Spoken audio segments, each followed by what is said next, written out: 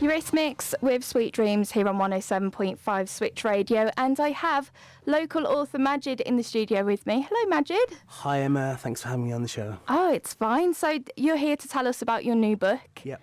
And it is called The Tides of Reality. The Tides of Reality, yes. And it's your first ever novel. My first novel, yeah. I'm very proud to have a novel published. I think it's really cool.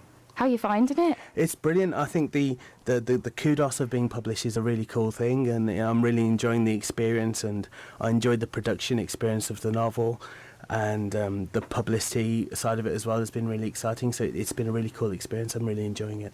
So, because it's your first novel, what inspired you to go into writing? Is it something that you've always been interested in as a child, or kind of? I've always liked books. I've been reading books since I was very young. I've been addicted to books for a long time. They're something I really enjoy, and as long as I've been reading books, I've always wanted to write them as well.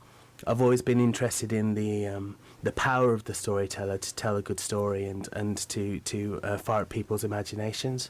So I wrote a couple of books when I was in my 20s, but they weren't very good because I was still learning my craft, really picking up my writing style. But I was really pleased when my publisher said they wanted to publish this book. It really made my day. You know, I felt incredible. It was really good. And it must be amazing when you just get to that point where all the hard work is finished and you've just got a book published in front of you. Yeah, it's incredible. The feeling is great, and you think, well, there's my book alongside books like J.K. Rowling and Kazuo Ishiguro and other famous writers, and you feel made up. It feels incredible. It feels really good. That's brilliant. So what is the book about then? It's a story about a ship at sea. The sailors on board have many seemingly supernatural and strange experiences, which leads them to question their reality and trying to find extra meaning in their lives. So it's sort of a supernatural thriller, really, and kind of literary fiction at the same time. I wrote it because I liked the idea of writing a novel on board an enclosed space where I could sort of suspend the normal rules of the universe and allow interesting and fantastic things to happen. So that was why I wrote it, because it was a flight of the imagination, really. It was a chance to explore, strange ideas and interesting supernatural ideas, and it was a lot of fun to write, and I hope people enjoy reading it as much as I enjoyed writing it. Well, I'm definitely going to be reading it. I've read little bits already, and from what I have read, it just sounds amazing. Thank you. And I'm hooked to it already, so I'm going to read it over the weekend, I think. That's great. Because I've got the ebook version. So, do you find that writing is a way of expressing yourself? So you find it a form of like self-expression? Yeah, I think. I mean, a lot of people. Writing is one of the art forms. There are other art forms like painting and sculpture, and a lot of artists say that they're looking to say something true about the human condition, about being alive, about being in relationships or whatever. And I think a lot of artists seek to say something quite meaningful and true when they create art, and I think it's the same for writers as well, because you really want to tell a story which people can relate to, which people find tells them something about their own lives.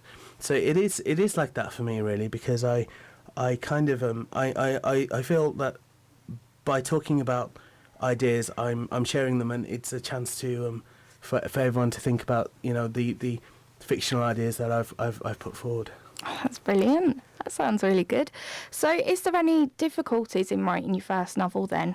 Because obviously if people have experience in novel writing, they know sort of how to go about it. Did you find it a bit more difficult because it's first time properly doing it? A lot of people say a creative writing course really helps if you want to write a novel, because they teach you the craft of writing and how to keep the pace of a novel going so it goes to like 200 pages or whatever.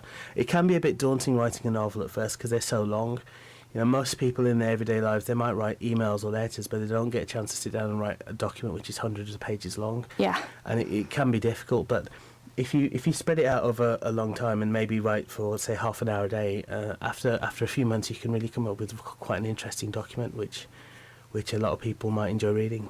So you just have to be a bit patient with it. Exactly, yeah. It's a slow art form, really, writing. It takes, you have to gestate a novel, really. So you have to sit down and cook it in your head for quite a long time before it's ready for people to read. Yeah. And I suppose that you have some days where you're able to write loads and loads, and then there's other days where you have to take it maybe a little bit slower. The famous writer's block, yeah. Yeah. It strikes all of us. It can. I mean, sometimes you'll a completely coincidental or random event will happen. Like you'll see a soft drink can on the street, and you'll just have an idea, and then you'll go home and you'll write 6 or 7 pages. Sometimes you'll stare at your blank page and you try as you might, nothing can come out, and you can't write anything. So writer's block does affect all writers. I think it's affected them all since time immemorial. But if you look for inspiration and find a muse, then I think you can get past that. So random things, even just a soft can For me, yeah, drink can just inspire you.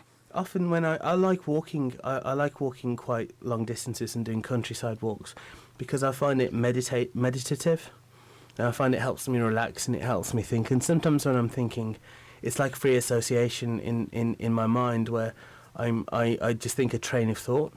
And sometimes little bits of visual stimulus, such as wherever I'm walking, such as the trees, or maybe if I'm walking by a canal or something like that, can give rise to sometimes fanciful ideas in my head, but ideas nonetheless which I find interesting and which can inspire me to add ideas to my novel. So yeah, I think you can find inspiration everywhere really. A lot of writers draw from their own life experience when they're writing, and I've done that often as well. I think it's a good source of information, and yeah, but you can find inspiration everywhere really. Yeah. Oh, that's so good. So what do your family think of this? I must be pretty proud. They're very proud, yeah. I think I had my complimentary copies through, and all of them went to family and friends, so they've all read it. They're very proud, and obviously they heard I'm coming on the radio today, and they're very made up about that as well. So it's been really good. It's been really cool. That's brilliant. So have you got any tips for anybody who maybe is thinking, do you know what, I love writing, I'd love to write a novel, but I just don't know how to go about it? Have you got any advice for I think people? there's two main ideas two main pieces of advice which I would give. The first is to come up with a strong storyline, a strong idea for a novel, something which you think the reading public would really enjoy reading. And secondly, once you've written it, I think it's really important to have a second or even a third pair of eyes read over the manuscript and offer advice.